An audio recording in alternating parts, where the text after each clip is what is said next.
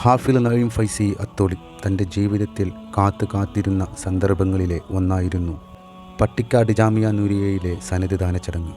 ഈ ദിവസത്തിലേക്കെത്താൻ വളരെ വലിയ പ്രയാസവും ത്യാഗവും സഹിച്ചായിരുന്നു നമ്മുടെ നഈം ഇതിന് അർഹനായത്. പക്ഷേ ആ ദിവസം വന്നെത്തിയപ്പോൾ അത് ഏറ്റുവാങ്ങാൻ നമ്മുടെ നഈം ഇല്ലാതായിപ്പോയി. അവൻ അള്ളാഹുവിൻ്റെ വിളിക്കുത്തരം നൽകി. നഈമും തൻ്റെ 5 സുഹൃത്തുക്കളും ഊട്ടിയിൽ യാത്ര പോയി മടങ്ങി വരുന്ന വഴിക്ക് വെച്ച് ഒരു അപകടമുണ്ടായി. നഈം അള്ളാഹുവിൻ്റെ വിളിക്കുത്തരം നൽകി. അത് ഫൈസി ബിരുദം നേടാൻ ദിവസങ്ങൾ മാത്രം ബാക്കിയുള്ളപ്പോഴായിരുന്നു. ആ ദിവസം വന്നെത്തിയപ്പോൾ അത് ഏറ്റുവാങ്ങാൻ നഈമില്ല. പകരമായി നഈമിൻ്റെ ഉപ്പയാണ് പാണക്കാട് തങ്ങളുടെ കയ്യിൽ നിന്നും സനത് ഏറ്റുവാങ്ങിയത്.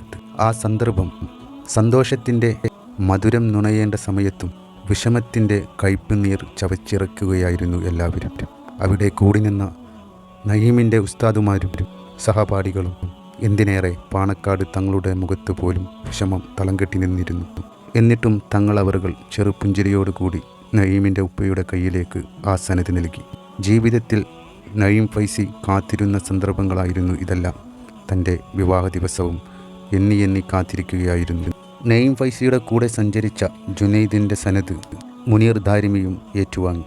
അള്ളാഹു അവന് പ്രിയപ്പെട്ടവരെ എത്രയും പെട്ടെന്ന് അങ്ങോട്ട് വിളിക്കുമെന്നതിനുള്ള വ്യക്തമായ തെളിവാണ് നമ്മുടെ നഈം ഫൈസിയുടെ മരണം കാഴ്ചവെച്ചത്. ഇതിൽ സങ്കടപ്പെടേണ്ട ഒരു കാര്യവുമില്ല. നഈം വളരെയേറെ സ്നേഹിച്ച അവൻ്റെ നാഥൻ്റെ അടുത്തേക്കാണ് നഈം യാത്ര പോയത്. അവനാണെങ്കിലോ നഈം അതിലേറെ പ്രിയപ്പെട്ടവനാണെങ്കിൽ ഇതിൽ സങ്കടപ്പെടാൻ യാതൊരു അർഹതയുമില്ല. അതല്ലെങ്കിലും സത്യവിശ്വാസിക്ക് ഇഹലോകത്തേക്കാൾ മെച്ചമാണ് പരലോകം. അവിടെ അവൻ ജന്നാത്തിൽ പാറിക്കളിക്കുന്ന പച്ചക്കിളിയാണെങ്കിൽ അതിൽ സന്തോഷിക്കാനേ നിർവാഹമുള്ളൂ. മനുഷ്യ ഈ മായം കണ്ട് മയങ്ങിയിടണ്ട, മരിക്കുന്നതൊരിക്കലും മറന്നിടണ്ട. ജീവിതത്തിലെ ചെറിയ ചെറിയ സുഖങ്ങൾക്ക് വേണ്ടി തന്നെ പരലോകം മറന്ന് ജീവിക്കുന്നവരാണ് നമ്മളിൽ പലരും. അറിയാതെ നമ്മൾ ചെയ്യുന്ന തെറ്റുകൾ അള്ളാഹു പൊരുത്തപ്പെട്ട് നൽകും. പക്ഷേ വ്യക്തമായി അറിഞ്ഞിട്ടും അതിൻ്റെ പേരിൽ ഉപദേശം കൊടുത്തിട്ടും തെറ്റിൽ നിന്ന് വഴിമാറാതെ നടക്കുന്ന ചില ആളുകളുണ്ട്. ഓർക്കുക, നമ്മുടെ ഓരോ നിമിഷവും നമ്മൾ മരണത്തിലേക്ക് അടുത്തുകൊണ്ടിരിക്കുന്നു എന്നത്. അവനല്ലാതെ ആരാണ് നമുക്ക് രക്ഷയായുള്ളത്? ഈ ജീവനും ജീവിതവുമെല്ലാം അവൻ നമുക്ക് നൽകിയ ഔദാര്യമല്ലേ.